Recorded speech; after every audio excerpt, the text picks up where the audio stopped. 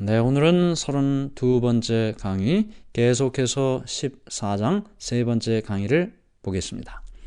지난 시간 우리는 예수님을 따르는 제자들의 모습을 보았습니다.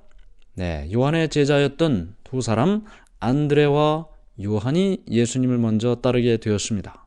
그리고 그 중에 안드레가 그의 형제인 시몬을 예수님께 데리고 오죠.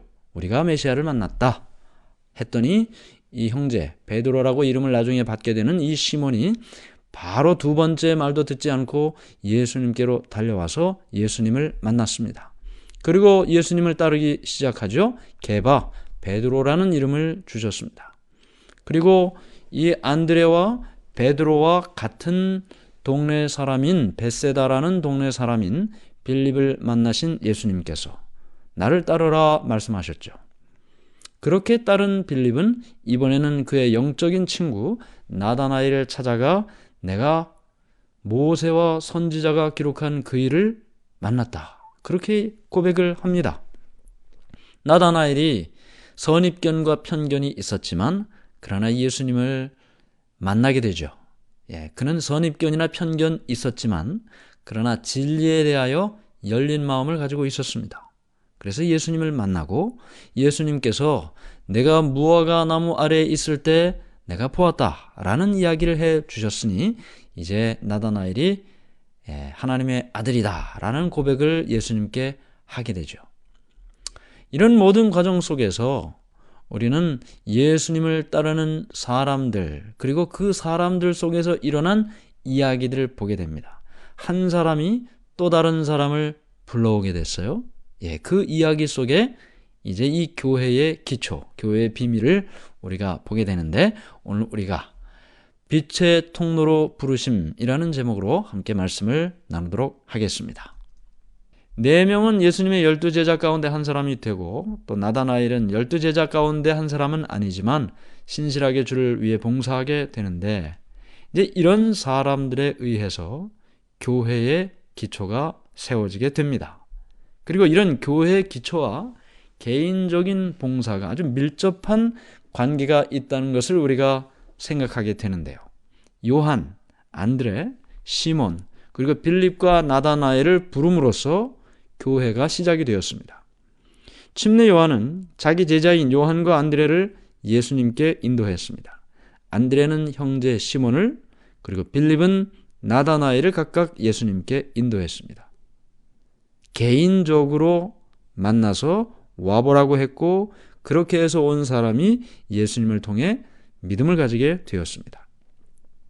교회가 처음 시작할 때 친구 또는 가족, 이웃을 개인적으로 만나서 신앙을 소개하는 일로 출발을 했다는 것입니다. 교회라는 곳이 어떤 곳인가? 많은 프로그램과 많은 일들이 진행이 된다 할지라도 가장 기본적인 요소, 모두가 다 개인적으로 누군가를 만나 그 사람에게 자신의 믿음을 소개하고 그를 돕는 일을 하는 것이 필요하다. 교회가 그렇게 시작이 되었기 때문이죠. 목사님도 있고 장로님도 있고 직책을 맡은 여러 사람이 있어도 한 사람 한 사람이 해야 할 개인적인 봉사를 대신할 수는 없습니다. 누군가 더 잘하는 사람이 있을 수도 있죠. 그러나 잘하고 못하고의 문제가 아닙니다. 모두가 다 각각 개인적인 봉사를 하는 것이 하나님의 뜻이고 원래 교회의 모습인 것입니다. 나의 도움을 기다리는 사람이 있습니다. 내가 누구를 도울 수 있는 능력이 있을까? 나는 그렇게 생각할지도 모르지만 도움을 받을 사람은 그렇게 생각하지 않죠. 하나님께서는 누군가를 내 주위에 두셨습니다. 그리고 나를 통해서만 그들이 하나님의 말씀을 들을 수 있도록 내가 하지 않으면 절대로 그들이 하나님의 사랑을 알 수 없도록 그렇게 하셨죠. 내가 그들을 위해서 개인적으로 봉사하지 않으면 그들에게는 하나님의 말씀도 전해질 수도 없고 그들에게 희망이 없는 것입니다. 누구든지 예수님을 만나고 회개하면 즉시로 자신이 만난 예수님을 소개하고 싶은 생각이 듭니다. 안드레가 그랬죠. 예수님을 만나자마자 시몬 베드로에게 그렇게 했습니다. 빌립도 그랬죠. 나다나엘에게 그렇게 했습니다. 예수님을 만난 사람은, 진리를 깨달은 사람은 그것을 마음속에 묻어두고만 있을 수는 없기 때문입니다. 그래서 우리가 정말 예수님을 만나고 경험했다면, 또 우리가 정말 진리를 깨닫고 그 진리의 말씀에 기뻐하고 산다면 우리는 절대로 다른 사람에게 만나는 일을 참을 수가 없습니다. 그걸 안 할 수가 없습니다. 그렇게 하는 것이 너무나 자연스러운 일이에요. 좋은 음식 어디서 먹으면 그걸 누구에게 소개하고 싶고, 어디 가서 좋은 의사를 만나고 또 병을 치료를 받으면 누군가에게 그것을 소개하고 싶은 생각이 드는 것은 너무나 당연한 일이죠. 그런데 우리가 예수를 만나 삶이 변하고 우리가 그 하나님으로부터 복을 받으면 어떻게 그것을 가만히 있을 수가 있겠습니까? 그래서 하나님께서는 우리 모두를 빛의 통로로 살도록 우리를 부르셨습니다. 에스겔 34장 26절에 내가 그들에게 복을 내리고 내 산 사방에 복을 내리며 때를 따라 소낙비를 내리되 복된 소낙비를 내리리라. 하나님께서 복을 주시기를 원하십니다. 아브라함을 부르시고 뭐라고 말씀하셨습니까? 내가 너에게 복을 주고 너를 통해 모든 사람들에게 복을 주겠다. 하나님께서 우리를 예수님을 믿고 하나님을 믿고 살게 하신 것은 먼저는 우리가 하나님의 복을 받도록 하심이고, 두 번째는 복받은 우리를 통해서 다른 사람들이 복을 받도록 하시기 위함입니다. 우리는 제자들처럼 직접 와서 보라고 예수님을 보여줄 수는 없습니다. 그러나 하나님께서는 예수님을 믿는 우리를 통해 예수님을 보여주시고 또 그 사람들이 복을 받기를 원하시죠. 우리가 예수님에 대해서 말할 수도 있습니다. 그러나 말보다는 우리의 행동을 통해 예수님을 보여줄 수 있습니다. 우리의 사람됨이 어떠한가에 따라 사람들이 예수님을 만날 수도 있고 만나지 못할 수도 있죠. 언행일치, 이 언행일치의 삶, 그리고 이기심이 없는 삶은 어떤 성경적 가르침보다 능력이 있습니다. 성경의 논리에 반박하고 사람들이 비판하기도 하죠. 그러나 사람에게 빛이 되는 삶은 결코 반박할 수 없습니다. 그러므로 우리가 말로 하나님을 전하는 것 중요하죠. 중요합니다. 그러나 말뿐만 아니라 그에 일치하는 삶을 보여줌으로 그 하나님을 더 밝히 또 하나님의 빛을 그 사람에게 분명하게 전달할 수가 있는 것이죠. 우리는 하나님의 빛이 전달되는 통로입니다. 욕심이나 이기심의 찌꺼기 없이, 막힌 것 없이 하나님의 빛을 전달하는 통로가 되어야 하죠. 수도꼭지를 틀면 수돗물이 나오지 않습니까? 그 수돗물이 저 수돗물이 모여있는 탱크로부터 이 수도꼭지를 통해서 나오기까지 파이프로 연결이 돼 있죠. 그 파이프가 막혀 있다면 그 수돗물이 꼭지를 틀어도 나오지를 못합니다.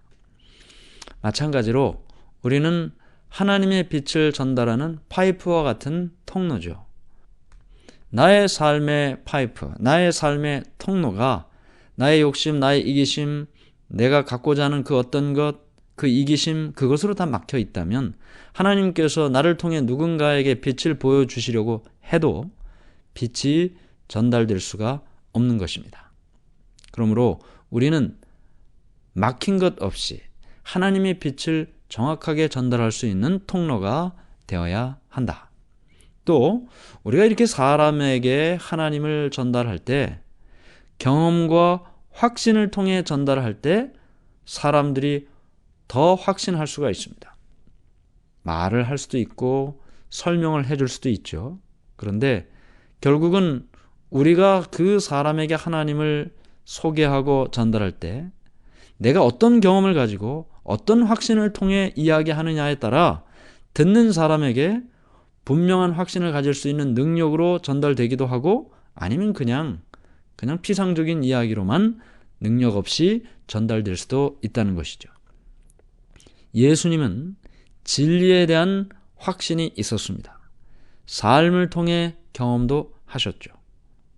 마찬가지로 우리가 하나님의 말씀에 대한 진리에 대한 확신이 있고 삶을 통해 그것을 경험한 그 경험이 있다면 우리 자신이 이 말씀에 대한 확신을 갖게 됩니다. 내가 말씀에 대한 확신을 가지고 상대방에게 말을 하게 되면 그 상대방이 나의 이야기를 들을 때 그냥 피상적으로 듣게 되질 않죠. 말하는 사람의 태도나 목소리의 톤, 그리고 표정을 통해 말하는 그 내용을 확신하게 되는 것입니다.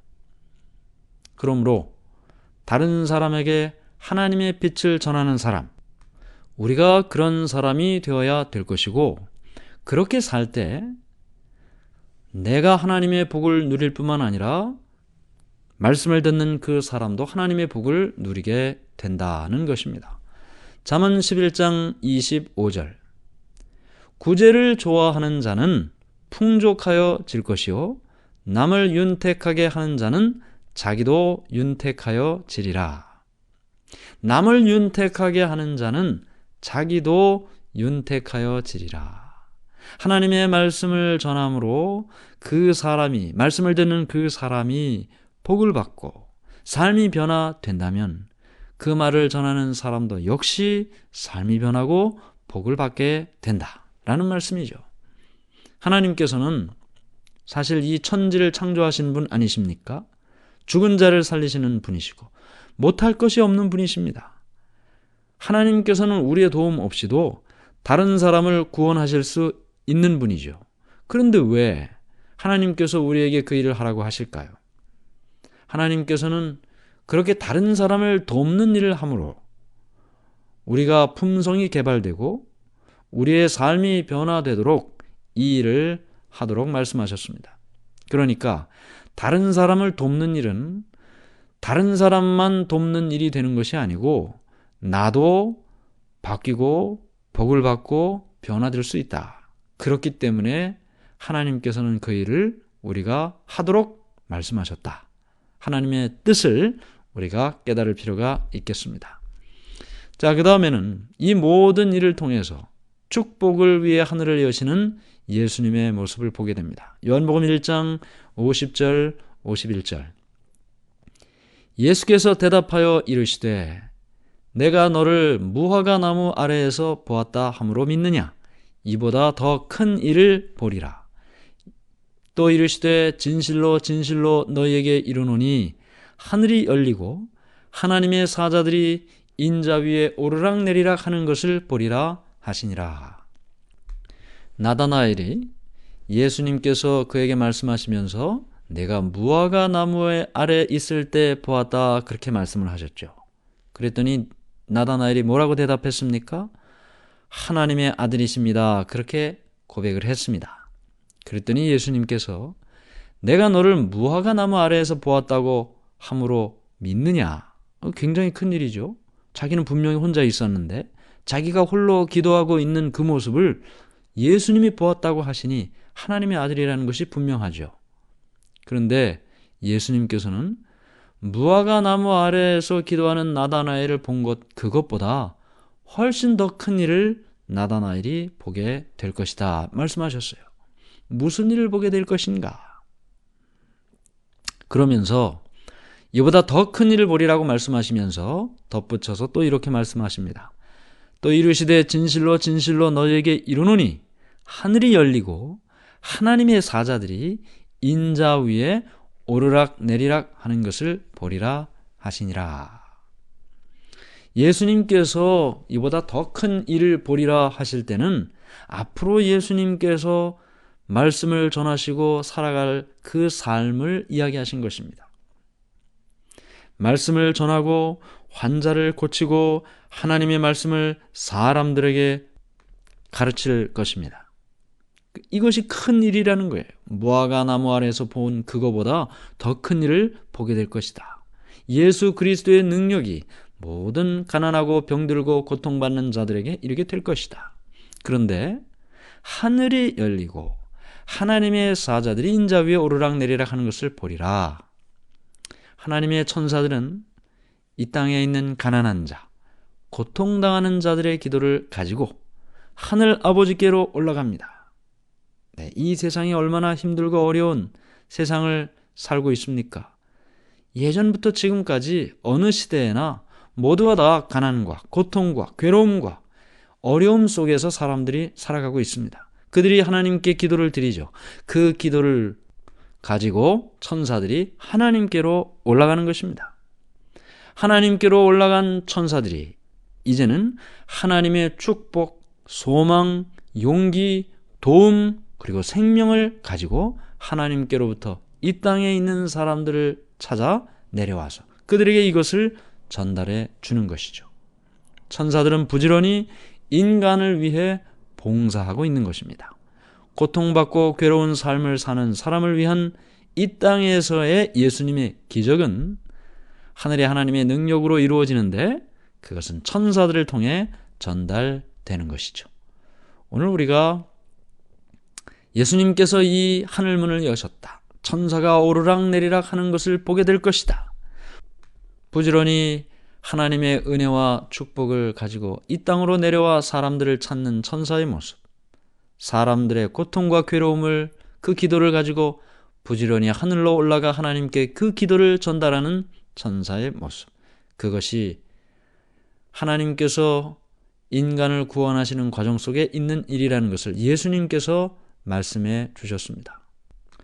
오늘 우리는 예수님께서 여러 제자들 또 예수님을 따르는 사람을 만나면서 그들에게 말씀을 주시고 깨닫게 해주시고 예수를 따르게 하시고 예수를 만난 자가 또 다른 사람을 만나 예수님을 소개하고 그러면서 교회가 시작되는 모습을 보았습니다. 우리를 택하시고 누군가를 위하여 봉사하도록 하셨습니다. 그 일은 나를 살리시고 나를 변화시키기를 원하시는 하나님의 뜻을 이루기 위함입니다. 다른 사람을 돕고 사는 것은 내가 생명력을 얻고 살 수 있는 방법이죠. 하나님께서 우리를 살리시기 위해 우리를 다른 사람을 돕는 일을 맡기신 것입니다. 빛의 통로로 우리를 부르셨습니다. 축복의 통로가 되도록 하기 위하여 하늘문을 여시고 천사를 통하여 부지런히 우리의 기도를 하늘로 하늘의 축복을 우리에게 전달해 주십니다. 이 모든 일을 위하여 예수님께서 오셨습니다. 오늘 우리를 축복하시고 우리를 도와주시고 하늘문을 여시고 한량없는 사랑을 우리에게 부어주시는 그 예수님을 마음속에 간직하고 살아가는 우리 모두가 되기를 간절히 바랍니다. 하늘에 계신 하나님 아버지, 하나님의 은혜를 감사합니다. 우리가 부족하지만 예수님을 알게 해주시고 하나님을 믿게 해주시니 감사합니다. 주를 믿는 믿음을 내 마음속에 묻어두고 사는 삶이 아니라 또 누군가를 만나 그들에게 내가 가진 믿음을 소개하고 그들도 함께 하나님을 믿는 사람 되도록 하기 위한 이 교회를 우리의 삶을 통해 경험할 수 있도록 해 주시옵소서. 나를 축복의 통로가 되도록 부르신 주님의 은혜를 감사합니다. 이기심 없이 욕심 없이 나를 위한 삶이 아니라 다른 사람을 위한 삶으로 하나님의 빛의 통로로 살게 해 주시옵소서. 하늘을 여시고 천사들이 부지런히 하늘과 이 땅을 오르내리며 불쌍하고 힘들고 어렵게 사는 사람에게 하나님의 축복을 내려주시고 우리의 기도를 하늘로 올라가게 천사를 통해 일하게 하시는 그 하나님의 사랑을 우리의 마음속에 기억하며 살게 해 주시옵소서. 예수님의 이름으로 간절히 기도드리옵나이다. 아멘.